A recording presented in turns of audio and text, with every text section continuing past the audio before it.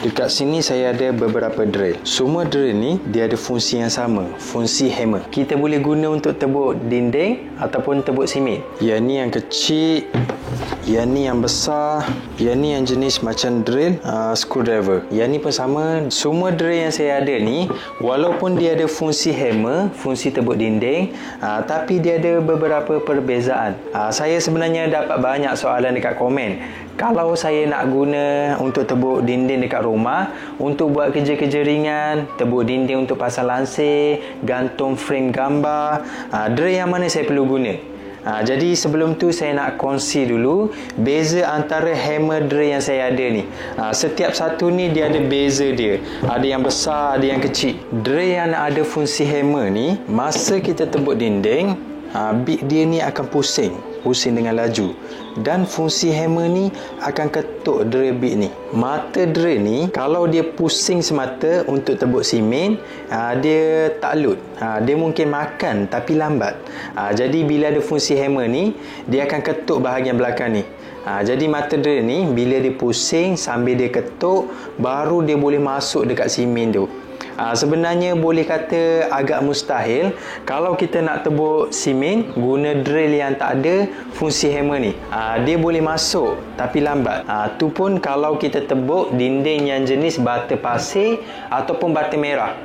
Kalau kita tebuk dinding yang jenis tiang ataupun dinding yang jenis konkrit, dia memang tak lut. Dia kena ada fungsi hammer juga untuk tebuk dinding yang macam ni. Yang ni contoh drill yang tak ada fungsi hammer. Kalau tengok dekat sini, dia hanya ada fungsi tebuk dan fungsi ikat skru. Kalau pakai drill yang ni, dia mungkin boleh tebuk dekat permukaan simen sahaja. Jadi drill yang ni dia tak sesuai untuk tebuk simen. Jadi beza antara hammer drill yang saya ada ni adalah function dia.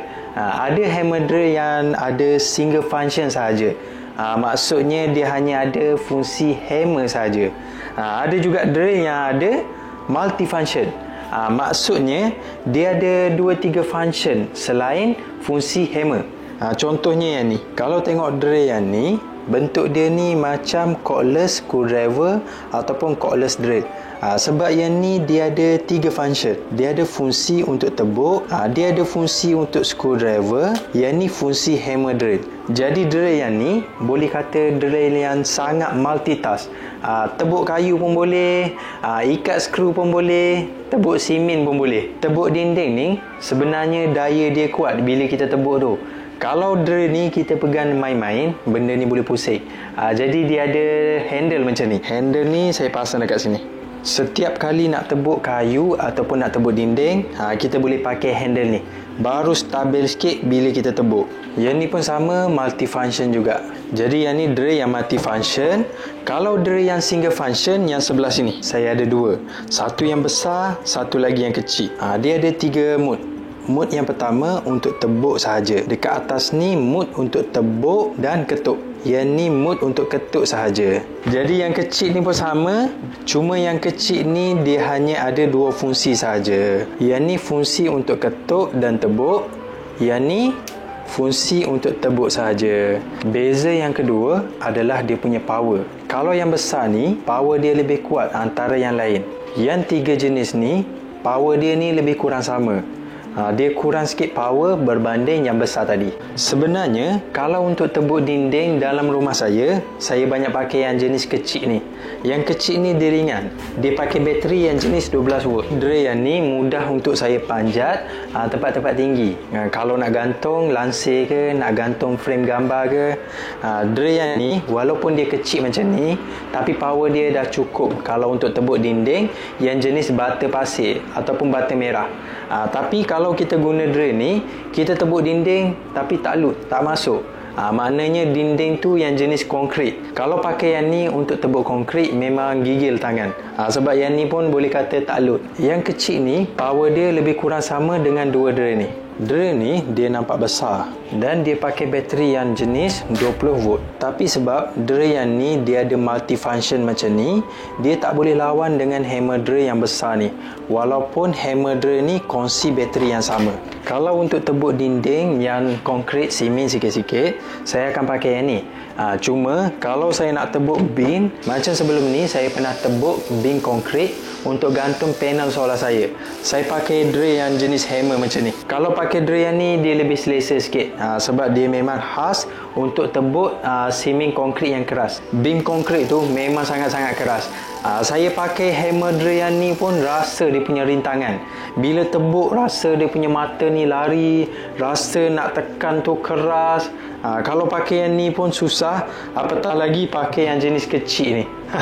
Jadi beza yang ketiga adalah dia punya kepala ni, ataupun kita panggil sebagai drill chuck. Kalau yang jenis drill multifunction ni, dia boleh masuk banyak jenis saiz mata. Sebab dia boleh adjust macam ni. Dia boleh masuk mata untuk tebuk besi, mata yang besar ni untuk tebuk kayu, untuk bit screw pun dia boleh masuk. Kalau hammer drill yang jenis single function, kepala dia ni yang jenis boleh masuk mata SDS saja. Bentuk dia macam ni. Untuk mata yang jenis SDS ni, walaupun badan dia ni saiz dia besar, yang ni kecil, tapi dia punya saiz dekat sini sama. Mata ni bila saya nak buka, saya tarik dekat sini dan boleh tarik. Okey, beza yang keempat adalah jenis motor. Dua drill ni body dia ni lebih kurang sama. Cuma yang ni dia pakai motor yang jenis brushless.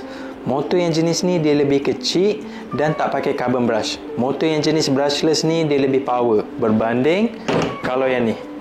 Yang ni boleh kata teknologi yang lama. Dia pakai motor yang jenis pakai brush.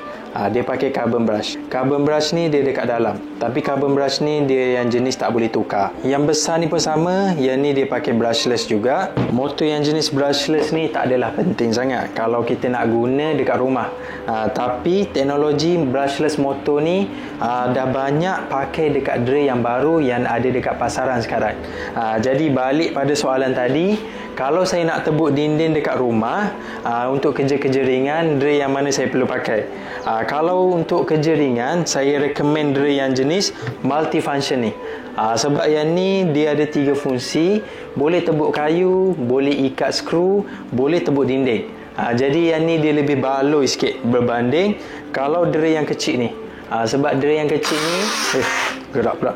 Sebab kalau drill yang kecil ni dia boleh pakai untuk tebuk dinding saja.